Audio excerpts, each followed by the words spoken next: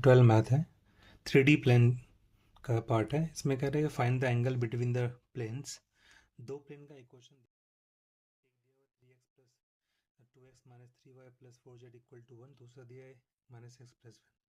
तो आप कंपेयर करोगे इक्वेशन से a1x plus b1y plus c1z plus d1 equal to 0 and a2x plus b2y plus c2z plus d2 equal to 0। ये हमारा general equation होता है, ठीक है। तो हमें क्या करना है यहाँ पे, बेसिकली ये समझना है कि इसके अकॉर्डिंग कॉस थीटा का फॉर्मूला क्या होता है। कॉस थीटा जो होता है वो बेसिकली होता है a1 a2 plus b1 b2 plus c1 c2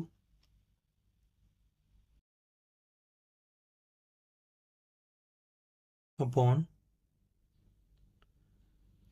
a1 square plus b1 square plus c1 square and root over a2 square plus b2 square plus c2 square.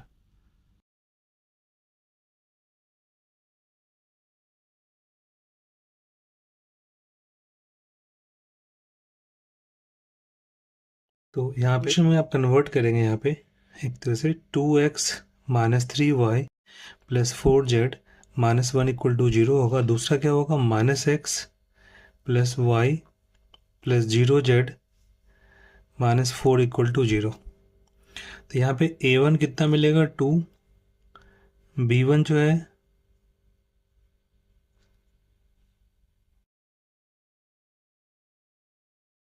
Equals to minus 3, c1 equals to 4।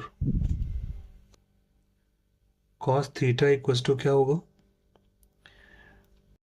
2 into minus 1 plus minus 3 into b2 की वैल्यू कितना है 1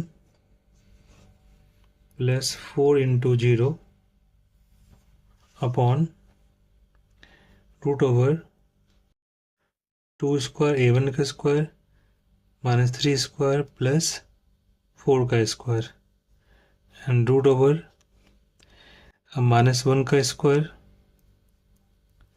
1 का square plus 0 square. तो cos theta की जो value होगा students -2 -3 upon under root 16 plus 9 25 plus 4 29 and root over 1 plus 1 2। So -5 upon under root 58 आ गया, दोनों को मल्टीप्लाई कर लिया। Therefore cos theta equals to -5 by root over 58 आ गया। And if you like to write here theta equal to cos inverse -5 by under root 58। This is your answer. इस तरीके से आप सिंप्लीफाई कर सकते हैं यहाँ पे। And from this value and a1 की वैल्यू था पहला 2, x का कोफिशिएंट -3 एंड 4, इन दोनों को पुट कर दिया, सिंप्लीफाई कर लिया एंड सॉल्व कर लिया। इस तरीके से आप फाइंड आउट कर सकते हैं एंगल को। और ये एंटिटीज इंपॉर्टेंट हो जाता है, खासकर जब इक्वेशन ऑफ प्लेन गिवन होता है। अगर ऑर्डर में ध्यान रखना है x y z लेना है, क्योंकि x का कोफिशिएंट होता है a1, y का कोफिशिएंट b1, z का कोफिशिएंट होता है c1। सिमिलरली यहाँ पे भी है। So thank you so much guys for watching. Please like, share and subscribe the channel. Thank you.